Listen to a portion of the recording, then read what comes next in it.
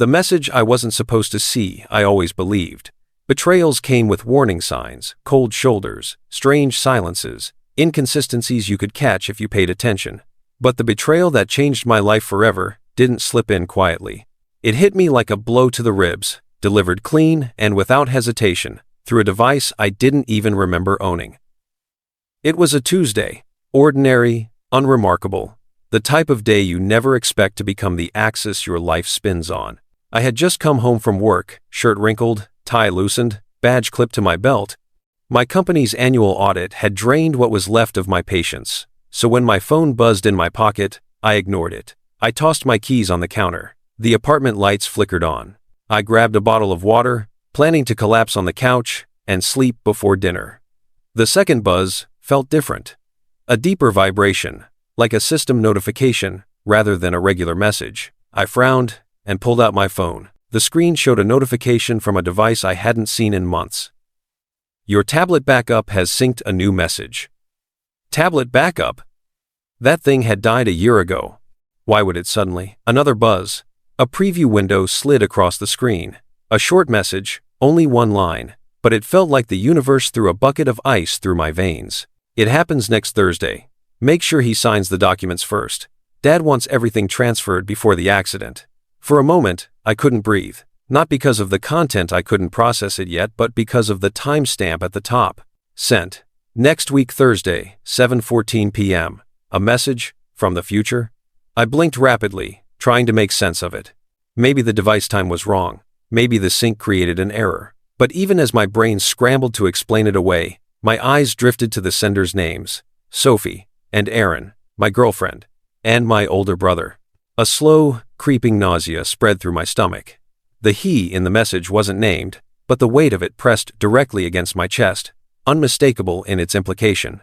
I sat down, gripping the edge of the dining table as the words replayed, looping like a corrupted song. Make sure he signs the documents first. Before the accident, Dad wants everything transferred. My father had been dead for 6 months. A stroke, they said. Sudden. Unexpected. Now I wasn't so sure. My first impulse should have been panic, rage, heartbreak, something loud and reactive. But instead, an unusual stillness settled over me. A cold clarity I had never felt before. I replayed the message again, then again. Each time, the shock faded and something sharper, more focused, took its place. I spoken aloud, though no one was there to hear it. All right, now I know. And just like that, everything inside me aligned. Not with fear. With purpose. I didn't reply. I didn't confront anyone. I didn't delete it, screenshot it, or send it to a friend. I simply stood up, walked calmly to my room, and opened my father's old metal document box, the one he told me never to discard. I brushed dust off the lid. Inside were legal envelopes, hand-signed directives, and a sealed letter with my name on it. A letter I had never opened. My heart hammered as I slid it open with a key. His handwriting sharp, precise. If anything happens to me, look deeper. Trust no one, not even family. The room spun. Not because of the warning, but because he wrote it 2 weeks before his death. I sat on the edge of my bed, holding the letter with trembling hands. My father, the strongest, most calculated man I knew, had sensed danger, and now I held proof that the same danger had shifted its aim toward me. The message from next week stopped feeling strange and started feeling inevitable. A trap was going to be set for me. An accident was being planned. They were counting down to it, and they thought I was walking blindly toward it, but I wasn't blind anymore. Over the next hour, I moved with mechanical precision, analyzing the message's metadata, confirming the device ID, cross-checking time zones. Everything matched, no glitch, no mistake. Sophie had sent it. Aaron had responded. The timestamp was real. I leaned back, and for the first time, the terrified part of my brain whispered, what if I was never meant to see it? What if the sync malfunctioned only because my old tablet damaged, half dead, finally connected to Wi-Fi when I passed by the hallway closet? One random signal bounce. One accidental battery surge. One tiny technical fluke. And the whole conspiracy cracked open. My breathing steadied. If fate had handed me a warning, then I wasn't going to waste it. I didn't storm into the living room to confront Sophie. I didn't call Aaron with trembling anger. I did what my father would have done. I stayed silent, careful, observant. I went to the mirror and stared at myself. The version looking back wasn't someone I recognized. The softness was gone. The hesitation had evaporated. Something colder had replaced it. A strategist. A survivor. Someone betrayed once, but never again. I whispered one final line before going back to the living room, where Sophie was laughing at something on her phone. They planned something for next Thursday. A beat. A breath. Now, I'll plan something too. And I stepped out of my room wearing the calmest expression of my entire life. The next morning, I woke up before my alarm, not because I slept well, but because my mind refused to rest. The message had burned itself into the inside of my skull, replaying over and over through the night like a sick lullaby. Yet when I opened my eyes, something unexpected happened. I didn't feel fear. I felt prepared. Prepared in a way I had never been before. The kind that comes when something inside you snaps into place. The world looked clearer, as if betrayal had wiped a fog from my vision. I walked into the kitchen, acting as though nothing was different. Sophie stood there, humming softly as she flipped eggs on a pan. Her hair was tied up, a loose strand falling over her cheek, the kind I used to tuck behind her ear with affection. She turned and smiled when she saw me. "Morning, babe, you're up early." Her voice was syrupy sweet, too sweet. I leaned against the counter, studying her the way a detective studies a suspect, pretending to be innocent. "Yeah," I said calmly. "Couldn't sleep." She placed a plate in front of me and kissed my cheek. "Long week. You need a break." I nodded, chewing mechanically. She watched me for a moment too long, as if checking whether I was still clueless, and I gave her exactly what she wanted, the illusion of ignorance. "What's your day like?" she asked casually, though she already knew. Her phone was on the table, screen down, like she didn't want me to see anything. "Meetings, paperwork, the usual." I shrugged. "You?" "Lunch with Clara," she said without blinking. "Might run errands, nothing major." I almost smiled. Clara was out of town. But I didn't call her out. I didn't raise an eyebrow or ask a follow-up question. I simply said, "Sounds fine," and finished my breakfast. This was the beginning of my performance, the role I would play for a week, the man who notices nothing. Around noon, I got a call. My brother. "Ayo!" he greeted loudly, the way he always did when he needed something. "We need to talk about Dad's assets. Thursday evening, we'll handle everything together." There it was. The time, the day, the exact moment from the message. I kept my voice steady, supportive, like the younger brother he believed he could manipulate. "Yeah, sure," I said. "Whatever you need." "Good," Aaron replied, relieved. "Dad trusted you with a lot of things. We should organize everything properly." Organize. Transfer. Eliminate. I could hear the subtext in every syllable now. He paused. "You okay?" he asked. "You sound off." I smiled, even though he couldn't see it. "Just tired." "Tired?" he laughed. "Then don't worry. After Thursday, everything will be easier." I resisted the urge to say, "For who, you or me?" Instead, I replied, looking forward to it. When the call ended, I exhaled, slowly. My father's warning echoed in my mind. Trust no one, not even family. I walked into the living room, pretending to scroll. Sophie glanced up from her phone. "You look serious," she said. "Just work things," I replied. She smiled, that soft, almost pitiful smile someone gives when they think you're naive. But I wasn't. Not anymore. Inside me, something had awakened. Something I didn't know I was capable of. A version of myself built for survival. Throughout the day, I analyzed everything. Every word spoken to me. Every glance Sophie made at her phone. Every text notification she tilted her screen away to hide. My senses felt sharpened, almost cruelly so. By evening, I had memorized every detail, her schedule, her lies, the way her hand trembled slightly every time she mentioned Thursday. They weren't just plotting. They were nervous. Good. Fear makes people sloppy. When night came, Sophie sat beside me on the couch. She placed her head on my shoulder and asked, You still love me, right? The question came out too abruptly. I turned to her slowly. Of course, I said with a softness I didn't feel. She studied my eyes. Searching. Digging. Trying desperately to confirm whether I suspected anything. She found nothing.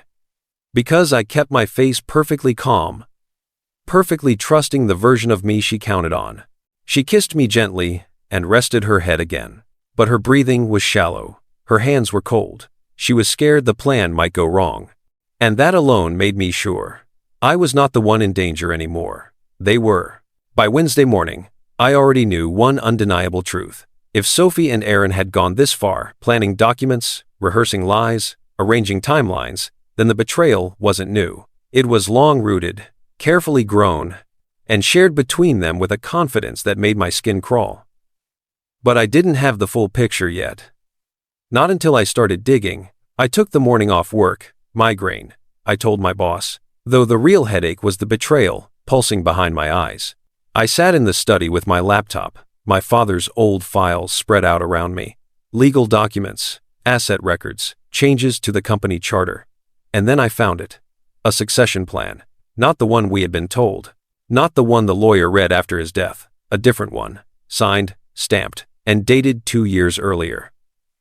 My father left everything. The house, the business, the investments to me, not to Aaron. My throat tightened. They knew.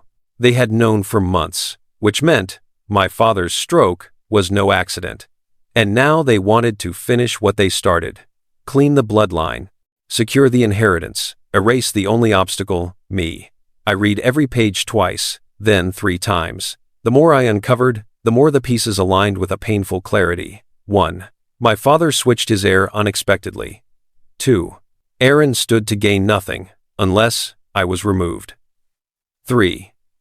Sophie entered my life shortly after the new plan was filed. 4. My father's death was sudden, too sudden. 5. Now, the same group was discussing an accident. Patterns don't lie. People do. I leaned back in the chair, staring at the ceiling as a realization washed over me. They weren't just greedy, they were experienced. This wasn't their first betrayal. This was a continuation. It made me think of my father's final weeks, how he suddenly grew suspicious, how he refused meals from anyone except me, how he repeatedly insisted on reviewing his documents, how he spoke more cautiously around Aaron. I didn't see it then, but now? Now it was clear. My father knew he was being watched, handled, managed. He knew something was coming, and he tried to protect me before he died. A shiver ran down my spine. My father wasn't paranoid. He was hunted. At noon, my email pinged. A message from Sophie. Don't forget we have dinner tonight. Dinner? She never planned midweek dinners, not unless she wanted to keep me calm. I typed back, looking forward to it, then closed my laptop.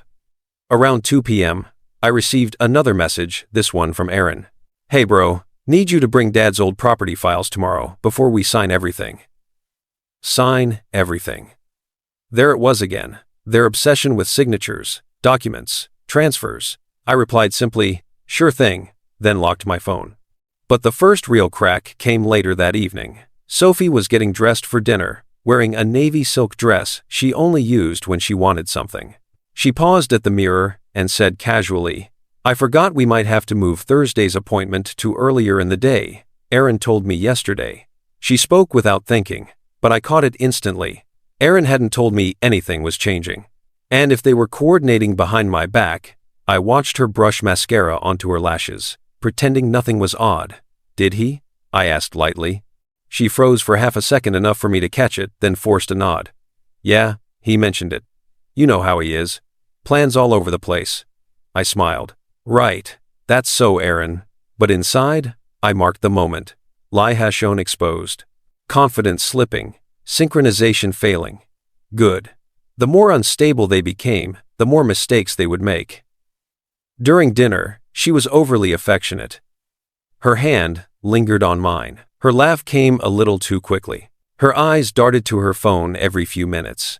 At one point she excused herself to the restroom. Her phone buzzed while she was gone. A message preview flashed across the screen.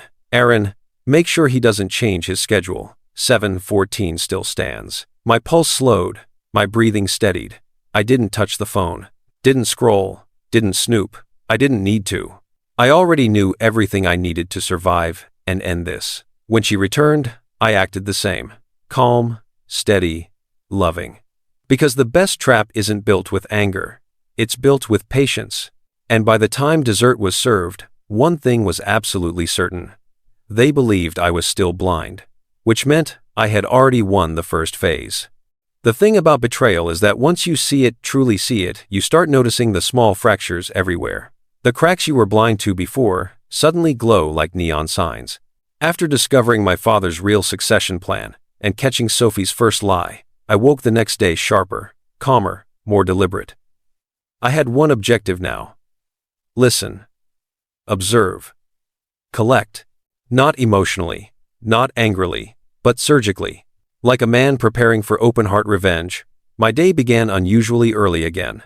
I found Sophie already awake, sitting on the edge of the couch, with her laptop open, but her eyes weren't on the screen. She was staring blankly into space, like someone rehearsing lines before a performance. She flinched when she noticed me. "Oh hey, you scared me." "Sorry," I said softly, pouring myself water. "Didn't mean to." She closed her laptop too fast, almost slamming it shut. That alone was a confession. She forced a smile. "Long week for both of us, huh?" I raised a brow. "Yeah, really long." Her smile flickered. She wasn't used to me responding slowly, deliberately. She was used to the version of me who moved through life unaware, trusting, pliable. Now, she watched me like she was trying to decode what had changed, and I kept my face unreadable. That was the first lesson betrayal taught me. Never show your new intelligence too early. Once she left for her errand, I set up small audio devices in the apartment. Thin, discreet recorders tucked into corners, behind frames, beneath the couch.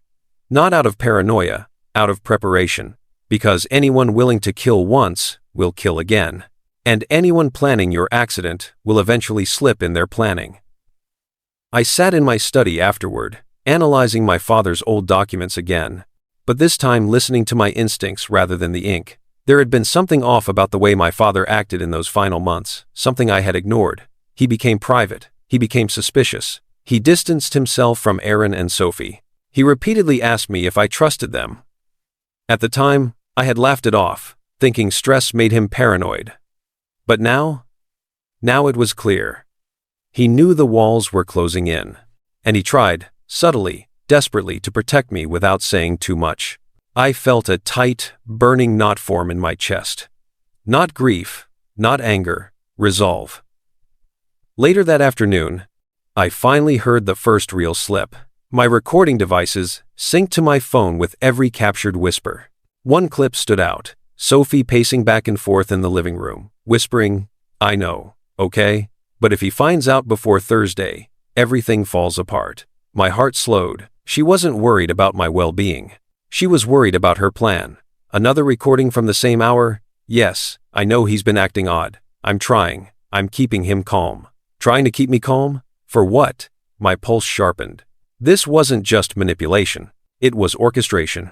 They were managing me like a puppet, guiding my schedule, my mood, my trust, preparing me for a moment they needed to play out perfectly. I closed my eyes. Thursday wasn't just a date.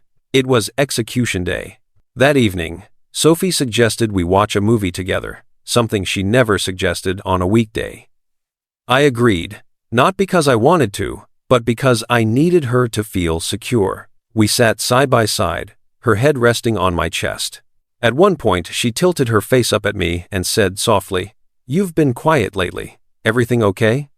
I ran my thumb gently along her jaw. "Just tired." "You sure?" she pressed. I nodded, keeping my heartbeat steady, my breathing slow. Her eyes narrowed for a fraction of a second. She sensed something. Not truth, but silence. And silence scares the guilty more than screaming ever could. That night, when she finally fell asleep, I watched her breathing, studied her stillness, wondered how long she'd practiced looking innocent while planning something monstrous. I slipped out of bed quietly and checked the recorders again. 2 more clips had uploaded while we watched the movie. Sophie. Don't worry, he's still clueless. Tomorrow I'll keep him out of the house while you set up the paperwork. Aaron. Good. The lawyer's expecting everything to be signed at 7:14. 7:14. The cursed timestamp. The future message, now matching perfectly. I leaned back against the wall, the room spinning around me. It was one thing to suspect betrayal, another to hear it spoken out loud in the voice of the woman you shared a bed with. But that wasn't even the worst part. It was the tone. Calm, coordinated, routine, like they had done this before, because they had, with my father. My throat tightened with realization. This wasn't a betrayal fueled by sudden greed. This was a system, a method, a cycle. They removed him. Now they were removing me. But they didn't know that I was no longer the man who trusted blindly. Now, every lie they told became a brick in the trap they were building for themselves. And I was quietly collecting every brick. The next morning, I returned to my father's old house alone. I hadn't stepped foot there in months. After the funeral, I avoided the place, because every corner felt haunted by unfinished conversations and unspoken warnings. But now I walked through the front door with purpose, pushing past the stale smell of dust and memories. My father's study sat at the end of the hallway, untouched. The curtains were still drawn, the furniture arranged exactly the way he left it. His leather chair faced the window, as if waiting for him to return and sit in it. I stood in the doorway for a moment, letting the silence settle over me. For the first time, I understood the weight of his solitude before he died. He had been fighting something alone. And now, so was I. I stepped inside and began searching. Not frantically, methodically. My father was meticulous. He wouldn't leave anything important lying around. If he hid something, it would be in plain sight, but behind a layer of misdirection. I ran my hands over his bookshelf, pulling out volumes that seemed worn in strange places. I checked under his desk, inside drawers, behind picture frames. Then, behind a row of dusty law journals, I found a slim wooden box with a brass latch. I froze. My father had once told me, anything worth hiding is worth hiding twice. I opened the box. Inside was a single envelope. My name was written on the front. Not son, not Io, just, to the one who survives me. My chest tightened. I slid the letter out with trembling fingers and unfolded the pages. His handwriting was sharp, the same way he signed contracts, the same way he left notes on the fridge. The letter was long, detailed, terrifying. He wrote about Aaron's suspicious financial behavior. He wrote about sudden changes in family dynamics. And he wrote about a woman introduced to Io by someone I do not trust, Sophie. My father suspected her from the beginning. He ended the letter with, if you are reading this, then the danger is now yours. Do not confront them. Do not show anger. Do not lose your calm. Justice is quiet when it's real. I sat back, swallowing the ache in my throat. He saw this coming. He tried to warn me, without alarming me. He feared his own son. He feared the woman who pretended to love me. And he feared for my life so deeply that he documented everything in advance. My heart cracked open with pain and rage and resolve all at once. They didn't just betray me. They betrayed my father first. And now they thought they could repeat the cycle. Not knowing, I held his final weapon, the truth. I searched the study further and found a hidden panel beneath the desk. Inside it were the original estate documents, the real ones, proving I was the sole heir, not Aaron, not jointly shared, me alone. I photographed every page and emailed copies to a secure, locked cloud account only I could access. Then I placed everything back, exactly as I found it, because the best trap is invisible until it snaps shut. When I left the house, I didn't look back. My father wasn't asking me to avenge him. He was asking me to survive where he didn't, and I intended to do both. By the time I got home, something inside me had changed. I no longer felt like a victim waiting for doom. I felt like a man playing chess against opponents who still thought I was a pawn. And I intended to let them believe that. When Sophie walked through the door later that day, she was smiling too brightly. "Hey, love," she said, wrapping her arms around me. "How was your day?" "Good," I replied softly. "Productive." She relaxed visibly. She thought she still controlled the story. Her relief was a confession in itself. We sat on the couch, and she started rambling about errands she never ran. calls she never made, and friends she never met. I nodded at all the right places, timing my smiles perfectly. But I watched her like a scientist studying a lab rat. When she checked her phone, she angled it away. When she laughed at something, the sound rang hollow. When she mentioned Aaron, she didn't meet my eyes. Every behavior was a window into guilt. Later, she suggested, "Let's go out tomorrow morning. Breakfast before you meet Aaron." A calculated distraction. She wanted me out of the house so they could prepare whatever trap they had for 7:14. I smiled. Sounds perfect. She kissed me, relieved. I kissed her back, careful not to tremble from the thought of my father's letter echoing in my mind. Do not confront them. Do not show anger. Justice is quiet when it's real. The rest of the evening played out like theater. She cooked dinner. I complimented it. She massaged my shoulders. I thanked her. She cuddled closer. I held her gently. Every gesture was a test. Every sentence was a rehearsal. Every lie she believed, I swallowed tight in the rope she had placed around her own neck. She whispered, "I love you." I whispered, "I love you too." And I meant none of it. But she believed all of it. Because people who lie for a living lose the ability to detect truth. That night, before sleeping, she murmured, "Tomorrow will change everything." I whispered back into her hair, "Yes, it will," and she smiled in the dark, satisfied, confident, unaware. She thought Thursday would bring my downfall. She didn't know Thursday would bring theirs. Because while they spent the week preparing an accident, I spent the week preparing a reckoning. By Wednesday night, the tension roaming through the apartment felt alive. It slithered between the walls, hid beneath conversations, curled around the silence between us. Sophie kept glancing at her phone as if waiting for instructions, or confirmation, or reassurance that the plan was still intact. I knew something was coming. Something she couldn't afford for me to discover, and that alone meant I needed to. She said it casually, too casually. "I'm heading out for a bit. Clara needs help with something." Clara was still out of town. I wiped my hands on a kitchen towel, pretending not to notice the lie. "Want me to drive you?" Her eyes flickered. A crack. No. She said she needs to talk privately. Girl stuff. I smiled gently. "Okay, be safe." She relaxed. Relief, guilt, nervous triumph. Whatever she was planning tonight, she believed she was heading into the final phase of their plot, and I intended to watch every second of it unfold.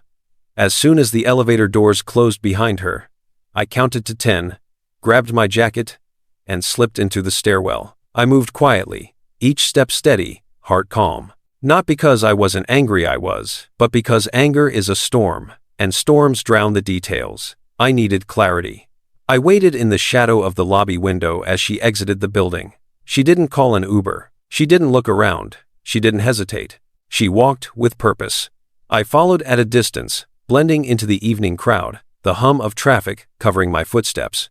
She walked 3 blocks, turned left, crossed the street, then paused outside a small cafe with dim lighting and a back entrance that most people didn't use. She checked her phone, waited, shifted nervously. Then someone emerged from the alley behind the cafe. Aaron. My brother. My blood. My betrayer. He greeted her with familiarity. Too much familiarity. But the part that clenched my jaw wasn't the fact they met. It was the way she smiled. Soft. Intimate. Relaxed. A smile she never gave me. Her hand brushed his arm. He didn't pull away. She didn't pretend it was accidental. I wasn't watching a conspiracy anymore. I was watching an affair. A partnership. A seamless betrayal that existed long before the plan to kill me. They sat at a table near the window. Their faces came alive with animated conversation. I slipped into the coffee shop across the street and positioned myself where the reflection in the cafe window became a mirror. They thought they were safe. They thought I was home. They thought the biggest threat was me discovering the plan tomorrow. They had no idea I was watching them rehearse my ending tonight. Inside the cafe, their conversation played out in fragmented lip movements and gestures. But their intentions were loud enough without sound. Aaron leaned forward, tapping the screen of his phone. Sophie nodded, biting her lip. He placed his hand on her thigh under the table. My stomach twisted, not with heartbreak, but with confirmation. Sophie wasn't bait. She wasn't manipulated. She wasn't caught in something she didn't understand.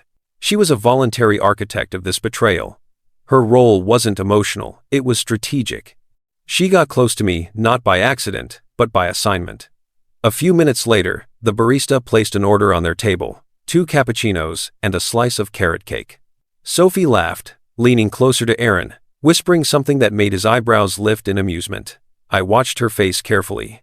There was no struggle, no guilt, no hesitation. She looked alive, more than she ever looked with me. A wave of disappointment washed over me, but it was icy, controlled, precise. I wasn't mourning a relationship. I was burying an illusion. When the meeting ended, they hugged. Not a friendly hug, a long, familiar embrace that spoke of shared secrets, not just shared plans. Aaron whispered something into her ear. She nodded. Then they parted ways. I waited until she was half a block ahead before following her home. Her pace was lighter now, almost cheerful, as though the mask she wore at home could slip for a moment in the dark streets. She had no idea I was right behind her, no idea her lies were numbered, no idea her downfall had already begun. Back home, she opened the door and turned on the lights. She dropped her bag and walked into the living room humming a tune. When she saw me, she froze. "You're home early," she said, voice trembling slightly.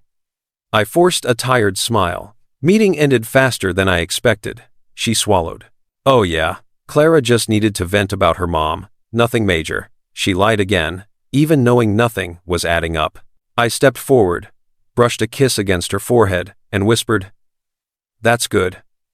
I'm glad you were there for her." She melted into the lie. Relieved. She thought she fooled me. She thought the plan was intact.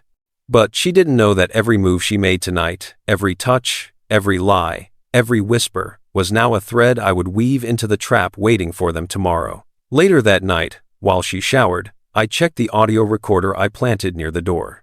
Her first words when she returned from the meeting? "We're almost there." 3 quiet words, 3 nails in her coffin. I didn't sleep that night. Not because I was afraid, but because I was preparing to finish what Sophie and Aaron began. Except I wasn't planning an accident. I was planning justice. And justice, when silent, is deadly. By Thursday morning, my mind was carved into focus. Everything had narrowed into one singular purpose: survive the betrayal they designed, and destroy the betrayers behind it. At breakfast, Sophie attempted her usual sweetness: eggs, toast, orange juice. I let her play her role. "You're quiet today," she said softly. "Just thinking," I replied. "About?" "Work, Dad, life." She nodded, pretending to care. But her eyes weren't on me. They were on her phone. She was waiting for Aaron's signal. At 10:12 a.m., it came. I heard the vibration before she could hide it. She swiped quickly and stood up. "I need to step out for a call," she said. "Sure." She slipped into the bedroom, whispering. She thought I couldn't hear. She thought the walls were thick. She forgot about the recorder under the bed. Her words came through later, clear and sharp. "He still doesn't know. We'll get the signature tonight. Aaron said the lawyer will finalize at 7:14. 7:14. Always 7:14. Whatever they planned, my accident, the transfer, the alibi was tied to that exact minute. I checked my phone. They had emailed me a set of documents the night before, supposedly a family redistribution agreement. But when I opened the PDFs, something glimmered in the metadata. The signature field was already activated, meaning they had a forged version ready, and they needed me to accidentally validate it. I downloaded the files, and instead of signing, I quietly replaced them with a duplicate file containing a hidden tracking ID, embedded code, and timestamp triggers. If they forged my signature, the log would expose them instantly, not just as liars, as criminals. And if they altered the final version without my consent, they would walk into a legal trap with no escape. At noon, Aaron called. His tone was too cheerful, the kind of cheer that comes from anticipating someone else's downfall. "Little bro, big day today. Ready?" "Ready," I said. "Bring Dad's files, and don't be late. Everything has to happen precisely." I glanced at the clock. They were terrified of timing. Terrified of even a small deviation. Perfect. Fear creates mistakes. And, Sophie? He asked casually. She's good? I suppressed a laugh. She's good, I repeated. Good at lying. Good at acting. Good at digging her own grave. By afternoon, the house felt like a stage set for the final act. Sophie moved with nervous energy. She didn't hug me, didn't kiss me, didn't joke. It was as if her guilt made physical intimacy impossible. Or maybe she was afraid I'd sense her heartbeat. I'll meet you at the warehouse later, she said. Traffic might delay me. The warehouse. My father's old storage space. The same place he died in. The accidental fall. The balcony that crumbled. I nodded. See you there. She left with a tremble in her hands. Not sadness. Not fear of losing me. Fear of the consequences if tonight didn't go as planned. When she was gone, I opened the safe I had prepared. Inside were my father's real will, the succession documents, the audio recordings, my planted files, and the hidden video camera I intended to bring with me tonight. I placed everything into a black duffel bag and zipped it. Tonight wasn't war. It was extraction, revelation, elimination. Tonight they would walk into their own crime scene with me watching. By 6 p.m., I was already in my car. The sky was a darkening shade of slate, clouds hanging low like a warning. The wind murmured through the open crack in the window, cool against my skin. My heartbeat was steady, unnervingly steady, as I drove toward the warehouse. I wasn't rushing. I was arriving early, arriving prepared. The warehouse loomed ahead, a tall, rusty building with a cracked sign and tall balcony railings that had claimed my father's life. Or rather, had been used to claim it. I parked a block away and walked toward the empty building opposite the warehouse, the perfect vantage point. Yesterday, I had placed a camera inside the warehouse, hidden in a welding mask on the wall. Before walking in, I checked my phone. The feed was active. At 6:23 p.m., the warehouse lights flicked on. At 6:31 p.m., Aaron entered.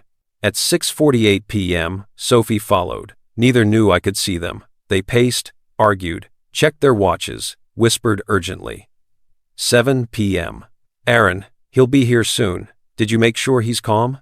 Sophie. Yes. He suspects nothing. He trusts me. I watched her say those words with an odd detachment. Then, their real plan spilled out. Aaron. After the paperwork, you get him to the balcony. I'll switch off the main lights. One push quick. No struggle. No noise. Sophie. And the documents? Aaron. Already filled. He'll sign. If he refuses, we forge. The insurance covers the rest. I didn't feel rage. I felt validation. Everything they thought was hidden had already been recorded, confirmed, locked.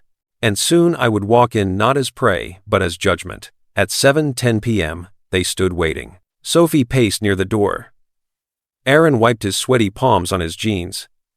7:12 p.m. I stepped out of the building. I walked across the street. 7:13 p.m. My hand touched the warehouse door. 7:14 p.m. I entered. Calm, silent, smiling, and their faces collapsed like paper. When I stepped into the warehouse at 7:14 p.m., the old metal door groaned open, sending a long echo around the cavernous space. Dust hung in the air like smoke, swirling in the shafts of light from the dim overhead lamps. The building smelled faintly of rust and betrayal, maybe because this was the same place my father took his final breath. I took one step inside. Aaron turned first. Color drained from his face. His jaw slackened. He looked like someone who had just seen the ghost of a person he had already buried. Sophie's reaction was different. Her breath hitched. Her eyes widened. Her lips parted into a silent gasp, not out of guilt, but out of fear. Real, unfiltered fear. The kind that comes from realizing the plan is no longer in your hands. I closed the door behind me gently, letting the sound ring with finality. Sorry I'm late, I said calmly. Traffic. The lie was almost poetic. Aaron forced a laugh too high, too shaky. Bro, you're early. We weren't expecting me yet? I finished. His mouth snapped shut. Sophie stepped forward. Baby. Listen. I held up a hand. Don't. The word wasn't loud, but it sliced the air in a way that made her freeze. I walked deeper into the warehouse, glancing up at the balcony rail, the one they intended to tilt my dead body over, the one they had used on my father. That balcony, I said quietly, pointing. It looks familiar. Aaron swallowed hard. We fixed it after Dad's accident. It's safe now. I turned to him. His voice trembled on the word accident. Is it? I asked. Safe? His eyes darted once at Sophie, once at the papers on the table, once toward the exit. He was calculating. Planning. Panicking. Good. I wasn't here to scare them. I was here to let them walk into the truth. All by themselves. The table in the center of the warehouse had neatly arranged documents, transfer forms, property agreements, signature lines already highlighted. A pen sat perfectly aligned with the edge of the paperwork.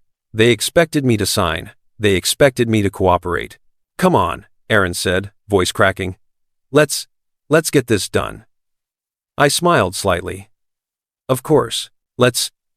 I approached the table slowly, letting each step echo like a countdown. I wasn't walking toward my death. I was walking them toward theirs. When I reached the documents, I scanned them. My father's company, my inheritance, split between Aaron and Sophie. All my assets transferred. All insurance payouts rerouted. All protections removed. I kept a straight face. You two really did cover everything, I said quietly. Almost impressive. Sophie stiffened. What do you mean?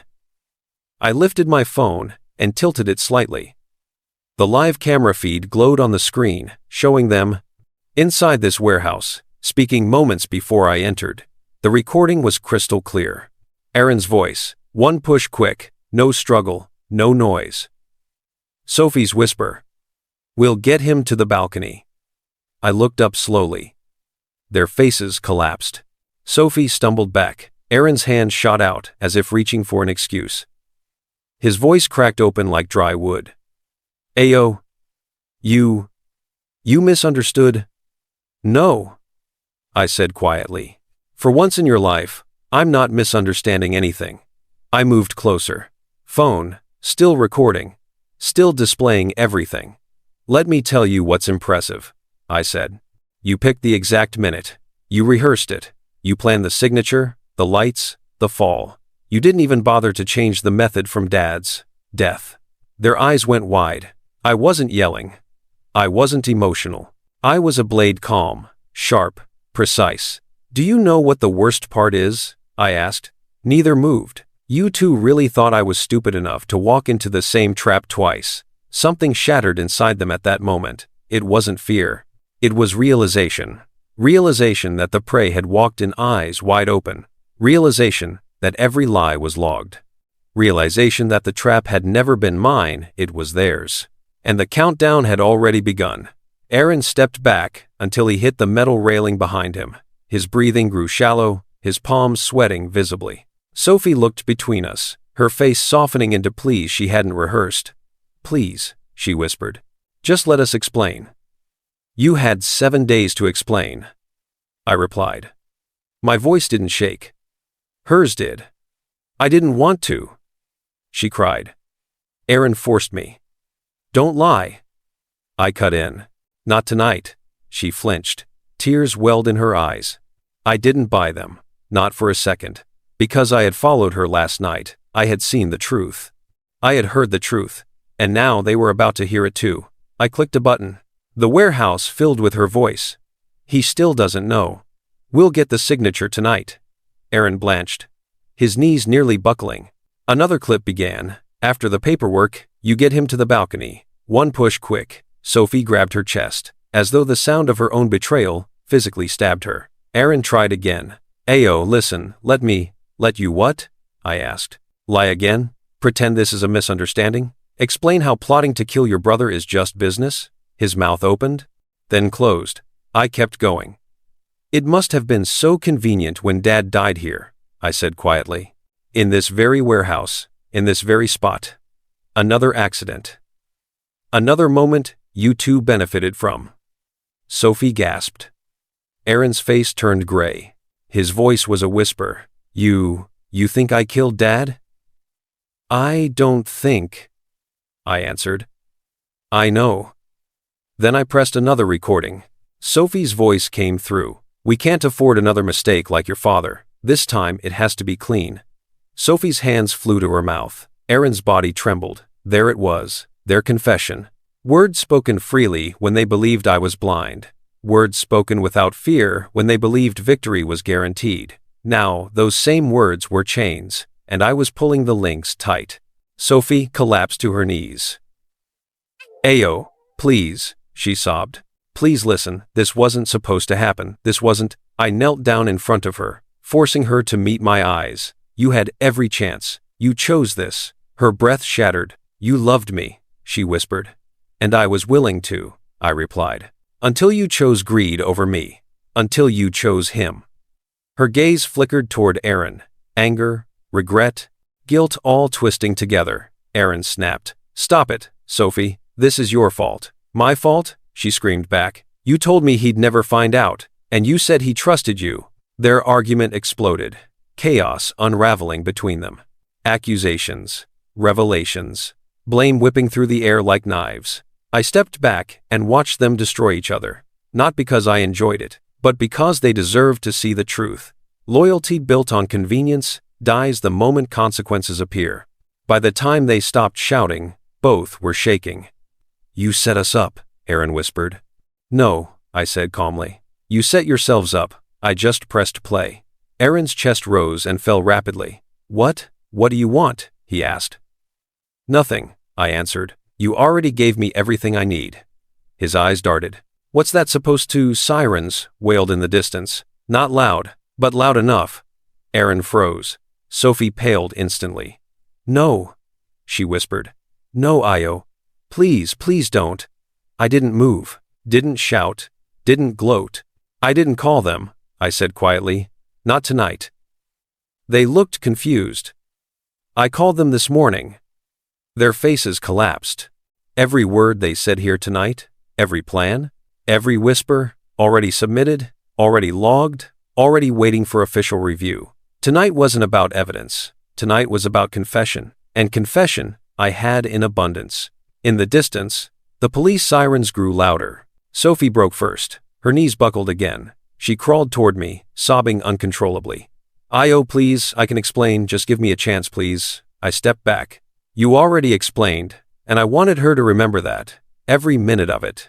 The sirens were close now, turning onto the road, approaching the warehouse like judgment wrapped in flashing blue lights. Aaron took several steps backward, his panic rising with each second that passed. We need to run, he whispered to Sophie. We need to. There's nowhere to go, she cried. She was right. They were standing inside the crime scene they built. Everything around them was evidence. Every breath they took was desperation. I didn't move as the sirens cut off and car doors slammed outside. I didn't flinch when flashlights danced through the cracks of the warehouse walls. I stepped into the center of the room, into the same spot where my father likely stood before they ended his life. It felt right. It felt like closing a circle. The door burst open. Police officers rushed in. Hands where we can see them. Sophie raised her, shaking hands immediately, sobbing uncontrollably. Aaron tried to speak, tried to lie, tried to salvage something, but the lead detective cut him off. We heard everything. Aaron's face contorted. No, this is a mistake. He's lying, she's lying, this is... The detective lifted the playback device. Save it for court. Aaron's mouth snapped shut. They tried to grab onto excuses, like drowning people reach for driftwood. But their words meant nothing now. Everything was documented. Everything was recorded. Everything matched. The officers handcuffed Sophie first. She wailed. She pleaded. She shook so violently, she nearly fell over. Please, Ayo, tell them I didn't mean it. I stepped back from her hands as she reached for me. You meant every word, I said quietly. Then I turned away. Because mercy is wasted on those who weaponized your love. Aaron tried one last time. Bro, please, we're family, you can't let them. I faced him one final time. We stopped being family the night you killed Dad. his knees buckled. And just like that, his bravado snapped, his lies shattered, his confidence evaporated. He collapsed as the officers led him away. Not fighting, not pleading, just broken. As they dragged them out of the warehouse, the detective approached me. "You okay?" he asked. For the first time in weeks, I exhaled fully. "Yes," I said. "I think I am.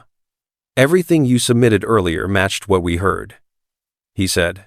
"This case is airtight." "I know," I replied. I didn't say it with pride. I said it with a calmness carved from survival.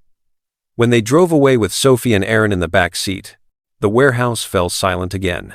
I looked up at the balcony railing, the same one they used to kill my father, the same one they planned to use on me. The metal glinted under the fluorescent lights, but tonight, it didn't look like a place of death. It looked like a place of revelation. I whispered into the empty space, "I finished what you started, Dad."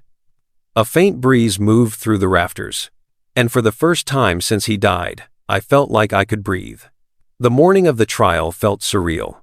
Sunlight spilled through the blinds of my apartment in clean, sharp lines, as if the world itself had been reset. I took a long breath, letting the quiet settle inside me. For the first time in months, the silence didn't feel like a threat. It felt like peace. But peace wasn't guaranteed, it had to be earned. And today, justice was finally going to speak for itself. The courthouse doors were tall, cold, and heavy, built to intimidate.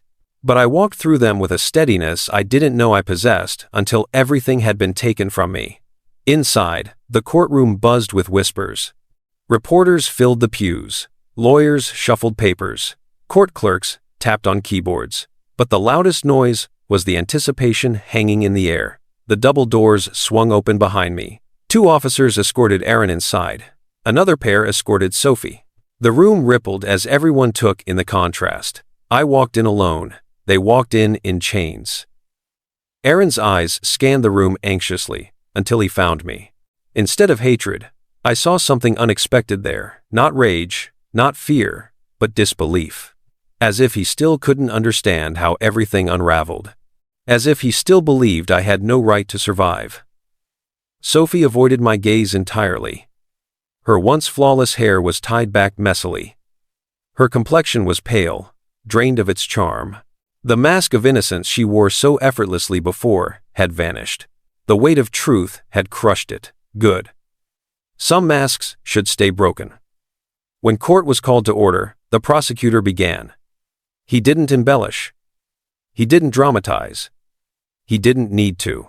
The evidence spoke louder than any argument ever could. The audio recordings, the video feed, the forged documents, their own words, their financial traces, their motive, piece after piece after piece, like a puzzle that had always existed but finally surfaced above water. The courtroom watched in stunned silence as the screen displayed Sophie saying, "We can't afford another mistake like your father." Gasps erupted. Aaron visibly flinched. Sophie buried her face in her cuffed hands.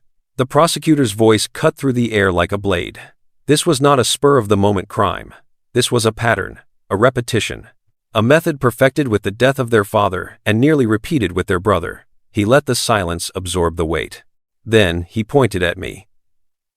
And the victim they targeted was standing right here, listening to every word.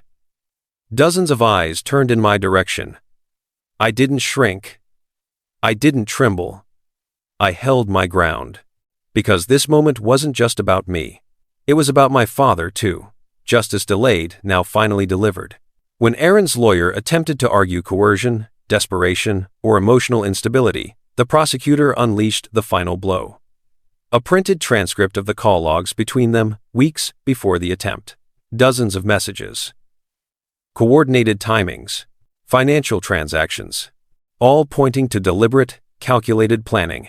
Even the judge's face tightened. Then came my turn. The prosecutor asked, "Would you like to speak?" I stood. Every breath I took felt heavy with memory. The betrayal, the recordings, the night in the warehouse, the moment my father died. But my voice came out steady. "I loved them both," I began, "and that was my mistake." The room went still. I believed blood mattered. I believed love mattered. I believed loyalty mattered. My gaze moved to Aaron. But blood means nothing without integrity. then to Sophie. And love means nothing without truth. I paused. They didn't just want what I had. They wanted the silence that comes after a fall, the same silence that took my father. A murmur rose in the audience, but I refused to let their silence become my legacy. The judge listened intently. The gallery leaned forward. Even Aaron's lawyer lowered his pen. "I'm not here seeking revenge," I said. "I'm here seeking closure. For myself, for my father, and for anyone who ever trusted the wrong person." I sat down. The courtroom held its breath. The verdict came swiftly. Guilty. On all counts. Attempted murder. Conspiracy. Fraud. Forgery. Involvement in a prior suspicious death. Financial manipulation. Sophie sobbed as the words fell like stones. Aaron sat frozen, staring at nothing. The judge's voice was merciless. "You almost got away with the perfect crime. Twice. But the son you underestimated became the witness you could never silence." And just like that, justice finally took its rightful place. The aftermath was not the explosion I expected. It was the quiet. A strange, heavy quiet that wasn't frightening anymore, but unfamiliar, like adjusting to a world I no longer recognized. For weeks after the trial, I moved through life on autopilot. People reached out, coworkers, distant relatives, even strangers online who heard the story. Some offered sympathy, others congratulated me on winning. But the truth? It didn't feel like winning. Not yet. Because betrayal changes you. It rewires the way you breathe, think, trust, dream. I found myself revisiting my father's house often. Not because I missed the structure, but because it held pieces of him that betrayal couldn't destroy. His study, his handwriting, his chair facing the window. Every detail whispered the same message: you survived. Now live. But survival wasn't enough anymore. I had to rebuild. Sophie tried contacting me from jail. Letters at first, then emails, then requests for visitation. I rejected every one. She wrote things like, "You were the best thing that ever happened to me. I didn't want to hurt you. I was manipulated. I can change." But the truth? She never loved me. She loved what she could take from me. And some people deserve no closure, only silence. So I gave her the same silence she intended to give me permanently. Aaron, on the other hand, wasn't silent. He snapped in prison. Sent letters to cousins claiming I ruined his life, claimed I framed him, claimed I manipulated the system. But his words didn't matter. The truth was already carved into law, and the law carved him out of my life. Slowly, the world grew softer, again. I returned to work. I reconnected with friends. I started sleeping without jolting awake at night. But healing wasn't a straight line. One day, standing in my father's study, I found a journal he had kept months before he died. One entry said, "Strength isn't loud, it's steady. It's surviving the truth others drown in." I closed the journal and let those words settle in my bones. I realized something important. I wasn't just surviving their betrayal. I was graduating from it. Stepping into a new version of myself, one built not from pain, but from clarity. It was 3 months after the trial when I visited the warehouse again. Not because I missed it, not because I wanted to relive the memory, but because every story needs a final chapter, a closing of the book before a new one begins. The warehouse door groaned open just as it did that night. Dust drifted across the floor in soft clouds. The balcony rail still stood there, repaired now, but scarred in my mind forever. I stood in the center of the room, the same spot where Aaron and Sophie stood. The same spot where my father took his last breath. Only this time, I was standing by choice, not as prey, not as survivor, but as the author of my own ending. I placed my hand on one of the support beams, cold, firm, unmoving, and whispered, "Dad, it's done." The silence around me softened. I felt something lift. A weight I had carried for far too long. On the way home, my phone buzzed a notification from my new YouTube channel. The story I told about my father, the betrayal, the trap, not names, not details, just the lesson. It went viral. Millions watched. Hundreds of thousands commented. Thousands subscribed. People didn't just listen. They related. They understood. They connected. My pain had become someone else's courage. My survival had become someone else's roadmap. My justice had become someone else's hope. And that was when I realized something deeper. I didn't fight this battle to destroy anyone. I fought it to build myself, to reclaim what was stolen, to honor what was lost, to step into the person I was meant to become, someone unbreakable, someone awake, someone free. That night, I wrote the final line of my story. Once you read a message from the future, you never let your past repeat again. I closed the journal, turned off the light, and finally truly walked into a future I chose for myself.